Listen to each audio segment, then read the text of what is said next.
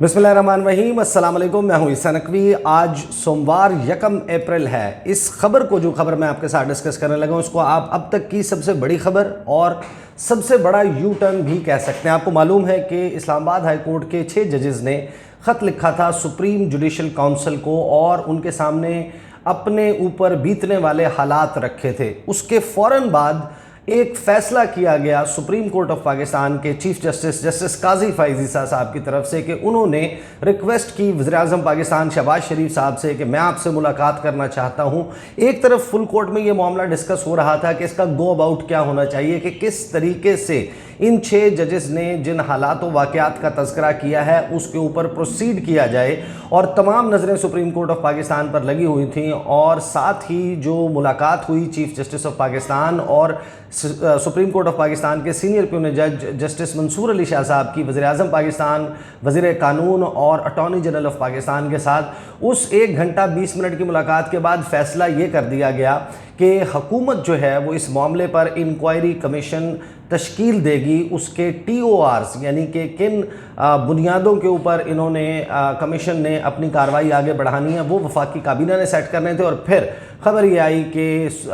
हुकूमत ने, वफाकी हुकूमत ने एक रुकनी कमीशन जो है वो कायम कर दिया है, जिसकी सरबराही तसद्दुक़ हुसैन जिलानी साहब साबिक़ चीफ जस्टिस ऑफ पाकिस्तान करेंगे। और फिर इस मामले के ऊपर आज एक बहुत ही बड़ी डेवलपमेंट हुई है। ये अचानक डेवलपमेंट हुई है, लेकिन जो तरतीब है वो बड़ी दिलचस्प है। एक खबर जो है वो सुप्रीम कोर्ट ऑफ पाकिस्तान से आई कि chief justice of Pakistan justice काजी फ़ाइज़ ईसा ने सो मोटो नोटिस ले लिया है। 184(3) के तहत लिए जाने वाला सो मोटो नोटिस, उसके तहत अब 7 रुकनी बेंच जो है वो 6 जजेस के ख़त के मामले की जो है वो जांच करेगा। उसके ऊपर जो है वो सुनवाई इस बेंच के सामने की जाएगी। लेकिन साथ ही उसके कुछ देर के बाद हमने देखा कि एक ख़त जो है वो सामने आया। वो ख़त जो है वो तसद्दुक़ हुसैन जिलानी साहब का ख़त है। उसकी कुछ तफसीलात सामने आई हैं। उन्होंने इंक्वायरी कमीशन की सरबराही से माजरत कर ली है। एग्जैक्टली इसके बाद, इतनी बड़ी डेवलपमेंट के बाद 3 बुनियादी सवालात पैदा होते हैं। सवाल नंबर 1 ये है कि जो ये सब कुछ किया गया है कि चीफ जस्टिस ऑफ पाकिस्तान ने सो मोटो नोटिस ले लिया, आखिर ऐसी क्या वजह बनी? क्या 3-4 मोटी मोटी वजूहात हैं जिनकी वजह से एक मामला जिसको चीफ जस्टिस ऑफ पाकिस्तान ने ख़ुद उठाकर हुकूमत के हवाले कर दिया था, उन्होंने बज़ाहिर अपने इस मौक़िफ़ से या अपने इस तरीक़ाकार से यू टर्न लेते हुए अब इसके ऊपर अज़ ख़ुद नोटिस ले लिया है और एक बेंच तश्कील दे दिया है। दूसरा सवाल ये है कि इस बेंच में शामिल कौन कौन लोग हैं, ये जो जजेस शामिल हैं। क्योंकि हमने देखा कि माजी में एक बात बड़ी शद्दोमत से की जाती रही कि जब भी उमर अता बंदियाल साहब के दौर में कोई बेंच फॉर्म होता था तो सुप्रीम कोर्ट ऑफ पाकिस्तान को कवर करने वाले रिपोर्टर्स, सियासतदान, तज्ज़िया निगार, वो ये कहते थे कि क्योंकि बेंच बन गया है तो हमें मालूम है कि फ़ैसला क्या आएगा। जो बेंच की तश्कील है वो बड़ी हद तक वाज़े कर देती है कि मामला किस तरफ जाएगा। क्या वाकई ऐसा है? जो बेंच में शामिल जजेस के नाम आए हैं, ये जजेस कौन हैं और क्या वाकई आप ये गेज कर सकते हैं कि अब ये मामला किस तरफ जाएगा? और तीसरा और सबसे अहम मामला ये है कि 2 जजेस जो बेंच बनाया गया है अज़ ख़ुद नोटिस की समाअत के लिए, उसमें 2 जजेस ऐसे हैं कम अज़ कम, एक दो जो जज सरबराही करेंगे इस बेंच की वो खुद है chief justice of Pakistan justice काजी फ़ाइज़ ईसा और सीनियर प्यून जज जस्टिस मंसूर अली शाह। इस सारे मामले के ऊपर क्या ये 2 जजेस जो हैं इनको इस बेंच में मौजूद होना चाहिए, शामिल होना चाहिए, कंसिडरिंग द फैक्ट कि यही 2 जजेस हैं जिन्होंने इंतज़ामिया के साथ मुलाकात कर ली इस मामले पर और उनकी कोर्ट में जो है ये बॉल फेंक दी, अपने जजेस जो हैं इनका मामला उनके सुपुर्द करने का फ़ैसला कर लिया। तो बहुत सारे लोग ये सवाल ज़रूर उठाएंगे कि क्या इन दोनों को मेंबर होना चाहिए या नहीं। इनको 1 बाय 1 जो है वो देख लेते हैं। अब पहले जो है वो क्या हुआ है, पहले ये हुआ है कि जनाब खबर आई सुप्रीम कोर्ट से कि इस्लामाबाद हाई कोर्ट के जो जजेस हैं उनके ख़त पर अज़ ख़ुद नोटिस ले लिया है। खबर है जनाब इस्लामाबाद हाई कोर्ट के जजेस के ख़त के मामले पर सुप्रीम कोर्ट ने अज़ ख़ुद नोटिस ले लिया। जजेस के ख़त के मामले पर प्रिंसिपल सेट इस्लामाबाद पर मौजूद तमाम जजेस पर मुश्तमिल बेंच तश्कील दे दिया गया है। 7 रुकनी बेंच की सरबराही chief justice of Pakistan justice काजी फ़ाइज़ ईसा करेंगे। बेंच में शामिल दीगर जजेस में justice Mansoor Ali Shah, justice Yahya Afridi, justice अतर मिनल्ला, जस्टिस मुसर्रत हिलाली, जस्टिस जमाल खान मंदोखेल और जस्टिस नईम अख्तर अफ़गान शामिल हैं। सुप्रीम कोर्ट اسلام آباد ہائی کورٹ کے ججز کے خط کے معاملے کی سماعت بدھ کو کرے گی، یعنی کہ آج سے 2 دن کے بعد اس کی سماعت ہونے جا رہی ہے۔ اور اس کے بعد جو ہے جیسے یہ خبر سامنے آئی اس کے کچھ ہی دیر کے بعد ایک اور خبر سامنے آتی ہے۔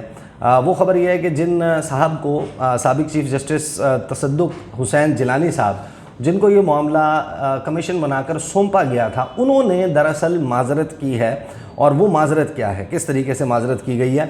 سابق چیف جسٹس آف پاکستان تصدق حسین جیلانی نے اسلام آباد ہائی کورٹ کے 6 ججز کے خط کے معاملے پر انکوائری کمیشن کی سربراہی سے معذرت کر لی۔ جسٹس ریٹائرڈ تصدق حسین جیلانی نے وزیر اعظم شہباز شریف کو خط لکھا اور لکھ کر کمیشن کی سربراہی سے معذرت کی۔ سابق چیف جسٹس نے خط میں وزیر اعظم کابینہ، chief justice of Pakistan justice قاضی فائز عیسیٰ اور سپریم کورٹ کے سینئر ترین جج جسٹس منصور علی شاہ کا شکریہ ادا کیا۔ جسٹس تصدق جیلانی نے جو میڈیا کے ساتھ چند ایک جگہ پر گفتگو کی ہے، انہوں نے اس گفتگو میں کہا ہے کہ انہیں کمیشن کے ٹرمز آف ریفرنس یعنی کہ TORs پر تحفظات تھے۔ ججز نے اپنے خط میں سپریم جوڈیشل کونسل کو مخاطب کیا تھا، اس وجہ سے ان کے خیال میں کمیشن اس حوالے سے انکوائری کا مناسب فورم نہیں ہے۔ انہوں نے یہ بھی کہا کہ خط میں جو الزامات لگائے ہیں ان کا ٹرمز آف ریفرنس میں ذکر ہی نہیں ہے۔ یہ خط پیرامیٹر 209 کے دائرہ کار میں آتا ہی نہیں ہے۔ یہ ہے وہ خط کے ابھی تک مندرجات جو جسٹس تصدق حسین جیلانی کے سامنے ہیں۔ اب آپ یاد کیجئے 2-3 چیزیں میں آپ کے سامنے رکھ دیتا ہوں۔ جس وقت یہ معاملہ سپریم کورٹ آف پاکستان نے کمیشن بنانے کی غرض سے وفاقی حکومت کو سپورٹ کیا تھا تو اس کے اوپر میں نے ویڈیو کی تھی، اور سب سے پہلے جیسے ہی یہ بات آئی تھی تو ایک اسپونٹینیس ریاکشن جو ہے مجھ سمیت بہت سارے لوگوں کا تھا کہ جو 6 ججز ہیں انہوں نے خط میں کسی انکوائری کمیشن کا مطالبہ نہیں کیا، انہوں نے خط میں یہ استدعا ہی نہیں کی۔ جو استدعا کی گئی ہے اس کو بظاہر فوری طور پر چیف جسٹس آف پاکستان نے مسترد کر دیا، اور انہوں نے اپنے طور پر یہ فیصلہ کیا کہ حکومت اس سارے معاملے کی جانچ کرے۔ وہی حکومت، وہی انتظامیہ جس کے خلاف وہ خط لکھا گیا ہے۔ خط میں ان 6 ججز نے بنیادی طور پر اپنے اوپر گزرنے والے واقعات کا تذکرہ کیا تھا۔ انہوں نے بتایا کہ گزشتہ 1-1.5 سال کے دوران ان کے جو فیلو ججز ہیں، یہ جنہوں نے دستخط کیے ہوئے ہیں، ان کو کس کس صورتحال سے گزرنا پڑا۔ کسی کا کوئی فیملی ممبر جو ہے وہ اغوا ہوا، انہوں نے ٹارچر کا الزام لگایا، انہوں نے کہا کہ ان سے ویڈیو ریکارڈنگ کروائی گئی۔ اسی طریقے سے انہوں نے بتایا کہ کس طریقے سے دباؤ کا سامنا ہے، دھمکیوں کا سامنا ہے۔ ایک جج جو ہیں ان کے کمرے سے، بیڈ روم سے، ان کے جو آفیشیل ریزیڈنس ہے اس کے ڈرائنگ روم میں خفیہ کیمرے جو ہیں وہ نصب کیے گئے تھے، اور اس سے ان کی فیملی کی جو پرائیویٹ ویڈیوز ہیں وہ ریکارڈ کر کے کہیں ٹرانسمٹ کی جا رہی تھی، اور اس میں سوال یہ اٹھایا گیا تھا کہ کیا اس ساری صورتحال میں جب ہم نے اس میں آگاہ کیا اسلام آباد ہائی کورٹ کے جسٹس عامر فاروق کو، سابق چیف جسٹس عمرتا بندیال کو، سابق سینئر پیونی جج قاضی فائز عیسیٰ صاحب کو جو کہ موجودہ چیف جسٹس ہیں، تو انہوں نے اس حوالے سے کوئی کارروائی نہیں کی، بلکہ جو اسلام آباد ہائی کورٹ کے چیف جسٹس ہیں انہوں نے جب ملاقات کی اور انہوں نے کہا کہ فل کورٹ بینچ بنائیں یا ان کے خلاف توہین عدالت کی کارروائی شروع کریں، تو انہوں نے کہا کہ میری بات ہو گئی ہے DGC کے ساتھ، اب کے بعد جو ہے وہ آپ کو کوئی تنگ نہیں کرے گا۔ جس کے جب یہ سارا معاملہ سامنے آیا کہ تنگ نہیں کرے گا، اس کے بعد بھی تنگ کرنے کا اور یہ سب معاملہ بلیک میلنگ کا یہ سب کچھ جو ہے وہ جاری رہا، اور اس میں جو سب سے بنیادی نقطہ تھا وہ نقطہ یہ تھا کہ ان ججز نے کہا کہ جتنے بھی دباؤ ہے اس دباؤ کا مقصد ہے جو سیاسی نوعیت کے مقدمات ہیں ان کے جو آؤٹ کمز ہیں، ان کے جو نتائج ہیں، ان کیسز کے جو فیصلہ ہے اس کے اوپر اثر انداز ہونے کے لیے یہ سارا دباؤ ڈالا جا رہا ہے۔ اب جو ہے وہ آپ دیکھیے کہ یہ سارا معاملہ کس طریقے سے انفولڈ ہوا ہے اور اس میں کیوں ایسا کرنا پڑا۔ بنیادی طور کے اوپر 4-5 جو بڑی بڑی چیزیں ہوئیں کہ جیسے ہی یہ معاملہ 6 ججز کا سپریم کورٹ آف پاکستان کی سپریم جوڈیشل کونسل کو یہ خط لکھا گیا، اس وقت بارہا ہم یہ کہہ رہے تھے، بار بار بہت سارے رپورٹرز اس بات کی نشاندہی کر رہے تھے کہ یہ جو خط ہے، یہ خط جو ہے وہ اس باڈی کو لکھا گیا ہے جو ججز کی اکاؤنٹیبلٹی بھی کرتی ہے اور ججز کا کوڈ آف کنڈکٹ جو ہے اس کو بھی اس کا متعین کرتی ہے، اس کا اور اس کے حوالے سے جانچ کرنے کا ادارہ بھی یہی ہے۔ اور انہوں نے خط میں استدعا یہ کی ہے کہ آپ ایک کنونشن بلائیں اور ہماری رہنمائی کریں، ہمیں گائیڈنس دیں کہ جب ایسی صورتحال کا سامنا ہو تو ایک جج کو کیسے ایکٹ کرنا چاہیے، اس کو کیا کرنا چاہیے، اور اگر کسی فیلو جج کے علم میں یہ بات آتی ہے. ان دس کیس جو سپریم کورٹ کے سینئر ججز ہیں ان کے علم میں، جن کے علم میں یہ بات آئی ہے اسلام آباد ہائی کورٹ کے چیف جسٹس، ان کو کیا کرنے کی ضرورت ہے، انہیں کس طریقے سے ایکٹ کرنا ہے. تو ہونا تو یہ چاہیے تھا کہ چیف جسٹس آف پاکستان اتنی سنگین جو ان کی سپیریئر کورٹ ہے اس کے اوپر اس قسم کے حملہ جو ہے ان کی آزادی کا یا ان کی آزادی کو کرب کرنے کے لیے جب اس قسم کے اقدامات کیے جا رہے ہیں تو وہ کھڑے ہو جاتے اپنی ججز کے دفاع میں. انہوں نے جو ہے وہ اس کے اوپر جو ججز کی استدعا ہے اس کو سننے کی بجائے یا اس طریقے سے معاملہ چلانے کے بجائے بہت سارے لوگ یہ تنقید کر رہے تھے کہ انہوں نے اٹھا کر ان ججز کو اسی حکومت کے سامنے پھینک دیا جس کے خلاف ان کی شکایت تھی. یہ وہ کانٹیکسٹ ہے. پھر ہم نے دیکھا کہ جو 300 نامور وکلاء ہیں پاکستان کے، ان کا ایک خط سامنے آیا. انہوں نے خط لکھا چیف جسٹس آف پاکستان کو. انہوں نے اس ایک رکنی کمیشن کو مسترد بھی کیا اور انہوں نے یہ استدعا کی کہ اس کے اوپر 100 موٹو نوٹس جو ہے وہ لیا جائے. جس قسم کی تنقید کا سامنا کرنا پڑا اس کی ایک ایگزامپل کے طور پر before coming to the last question کہ کیا 2 اس میں ججز ایسے ہیں جن کو اس کا حصہ ہونا چاہیے یا نہیں، یا وہ حصہ بن پائیں گے یا نہیں، یا ان کے اوپر اعتراض کوئی آ سکتا ہے. اس پر آنے سے پہلے میں آپ کو بتا دوں کہ اس قسم کے ایڈیٹوریلز باقاعدہ جو ہے وہ اب لکھے جانے لگے تھے کہ دھڑکتی امیدیں، یعنی کہ امیدیں معدوم ہو رہی ہیں. ڈان نے جو ایڈیٹوریل لکھا وہ بڑا امپورٹنٹ تھا. اس سے آپ کو اندازہ ہو جاتا ہے کہ کس قسم کا سینٹیمنٹ جو ہے وہ اب گرو کرنا شروع ہو چکا تھا. اس میں لکھا کیا گیا تھا؟ اس میں لکھا گیا تھا کہ قانونی برادری کے کچھ حلقوں میں مایوسی پائی جاتی ہے. خاص طور پر پریشان نظر آنے والوں میں وہ وکلاء بھی شامل ہیں جنہوں نے گزشتہ سال سپریم کورٹ میں گارڈز کی تبدیلی کو، یعنی کہ جو امرتا بندیال ریٹائر ہوئے اور قاضی فائز عیسیٰ چیف جسٹس بنے، اس کو عدلیہ کی آزادی کے ایک نئے دور کے آغاز کے طور پر سراہا تھا کہ اب جو ہے وہ عدلیہ کی آزادی کا نیا دور شروع ہوگا. اس ایڈیٹوریل میں لکھا گیا کہ اس ہفتے جب یہ بات سامنے آئی کہ اسلام آباد ہائی کورٹ کے 6 حاضر سروس ججوں نے چیف جسٹس آف پاکستان کو ایک شکایت کی جس میں انٹیلیجنس آپریٹیوز کی طرف سے عدلیہ کے کام میں بار بار مداخلت کی تفصیل بتائی گئی تھی، جس میں ججوں کی جاسوسی، دھمکانے کی کوششیں بھی شامل تھیں. امید یہ تھی کہ اب سپریم کورٹ آف پاکستان نہایت سخت موقف اختیار کرے گی اور اس کے راستے میں کھڑی ہو جائے گی. یہ ذہن میں رکھتے ہوئے کہ اگرچہ سپریم کورٹ ایگزیکٹو کی جانب سے انسانی اور شہری حقوق کی خلاف ورزیوں کی بڑھتی ہوئی فہرست کو نظر انداز کرنے اور عدالتی احکامات کے ساتھ ساتھ قوانین اور آئین کی مسلسل خلاف ورزیوں کو روکنے میں ناکامی پر تنقید کا سامنا ہے، بہت سے لوگوں کو بہرحال یہ توقع تھی